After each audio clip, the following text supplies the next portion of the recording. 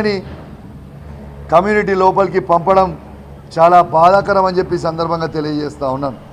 కానీ మీరు ఇట్లాంటి దాడులు చేసి మా నోరు మూపియాలనుకుంటే మేమేమో భయపడేటోళ్ళం కాదు, నోరు మూసుకొని ఉండేటోళ్ళం కానే కాదు.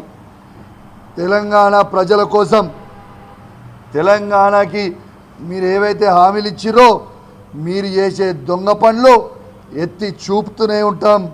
వెనక్కి అడిగేసే ప్రసక్తే ఉండదు.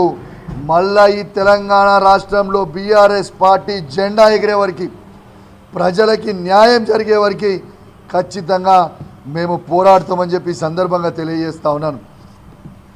ఒకటే మాట చెప్తా ఉన్నాను, ఇవాళ తెలంగాణలో మరొక ఉద్యమానికి ఇవాళ నాంది పలికిరు. మీరు మమ్మల్ని ఎక్కడైతే టచ్ చేయకూడదో అక్కడ మీరు టచ్ చేసిండ్రు, మీరు మొదలు పెట్టినరు.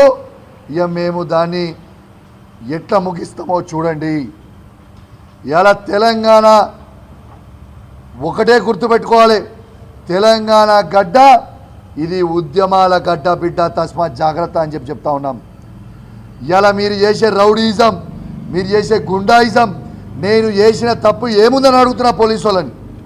ఇలా నేను పిటిషన్ ఇవ్వడానికి ఇలా మేము నాతో పాటు 15 మంది ఎమ్మెల్యేలం కలిసి ఇలా పోలీస్ స్టేషన్కి పోతే నన్ను పిటిషన్ ఇవ్వకుండా మధ్యలో ఆపి పోలీసు వాళ్ళు వాళ్ళే నన్ను నూకి వాళ్ళే నాకు కథ పెట్టుకొని నా మీద కేసు పెట్టడం అంటే ఎంత దుర్మార్గమైన పరిస్థితిలో ఈ పోలీస్ పనిచేస్తుందనేది ఒక్కసారి మీ అందరు కూడా ఆలోచన చేయాలి.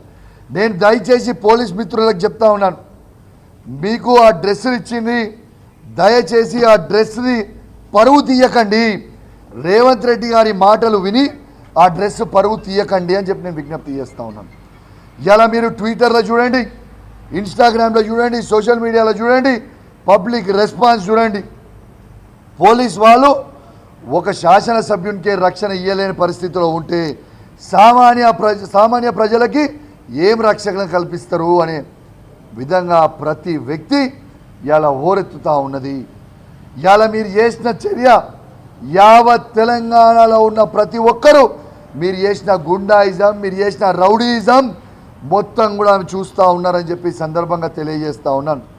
ఒక్కటే చెప్తున్నా, మీరు రేవంత్ రెడ్డి గారు ఢిల్లీలో చిట్ చాట్ పెట్టిర్రు. రేవంత్ రెడ్డి గారు స్టేట్మెంట్ ఇచ్చినాడా, కౌశిక్ రెడ్డి నీ సంగతి ఏందో నేను చూస్తాను. ఏం చూస్తావు పోయి, దీనికంటే ఎక్కువ చూసేదేముంది, మర్డర్ చేస్తావు కదా, చెయ్యి.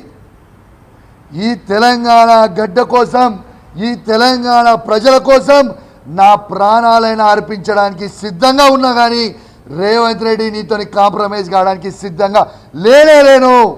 నువ్వు ఏమి చేస్తావో చెయ్యి, ఏం చేస్తావో చెయ్యి. ఇక నీకు మిగిలింది చంపడమే కదా, దమ్ముంటే చంపుకో, దమ్ముంటే ఎట్లా ఆపుతో ఆపు. నీ సంగతి ఏందో మేము కూడా చూస్తామని చెప్పి సందర్భంగా తెలియజేస్తా ఉన్నాం. నీకు అలవాటే కదా రేవంత్ రెడ్డి గారు, నీకు చేసిన సాయాలన్నీ మర్చిపోయావు. నీవు పిసిసి ప్రెసిడెంట్ అయిన రోజు నీకు సాయం చేసింది ఎవరు, నీకు అన్నం పెట్టింది ఎవరు, నీ ఏ గల్లీలో ఎవరిని ఎట్లా మేనేజ్ చేసినావో నీ గుండె మీద చేసుకొని చెప్పు, నీకు తెలియదా అని నేను అడుగుతా ఉన్నా రేవంత్ రెడ్డి గారు. ఇలా అద్దం బలగొట్టిన ఇంట్లో, ఇలా నన్ను అటాక్ చేసిన ఇంట్లో రేవంత్ రెడ్డి గారు నువ్వు కనీసం ఒక 100 సార్లు నా ఇంటికి వచ్చిపోయినవా లేదా, నా ఇంట్లో భోజనం చేసినవా లేదా? ఇలా ఏడైతే తింటావో, ఏడైతే ఉంటావో, ఏడికైతే వస్తావో అక్కడనే నువ్వు సున్నం పెడతావు, ఆ ఇంటి వాసాలే లెక్క పెడతావు. ఇది నీ చరిత్ర రేవంత్ రెడ్డి గారు. గాంధీ గారు మీరు కాసుకోండి, ఖచ్చితంగా ప్రతి చర్య నీకు ఉంటుంది.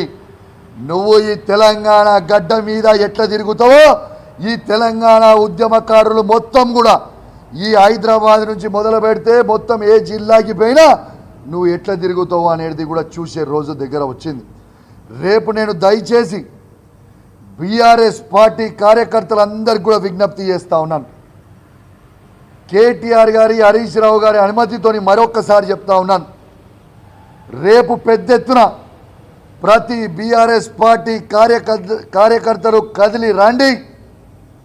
షంబీర్పూర్ రాజు గారి మన జిల్లా అధ్యక్షుడు ఇంటి దగ్గర మొబిలైజ్ అయ్యి మన బీఆర్ఎస్ పార్టీ ఎమ్మెల్యే అయిన గాంధీ ఇంటికి పోయి మనము బీఆర్ఎస్ పార్టీ సమావేశం పెట్టుకుందాము అని చెప్పి మీ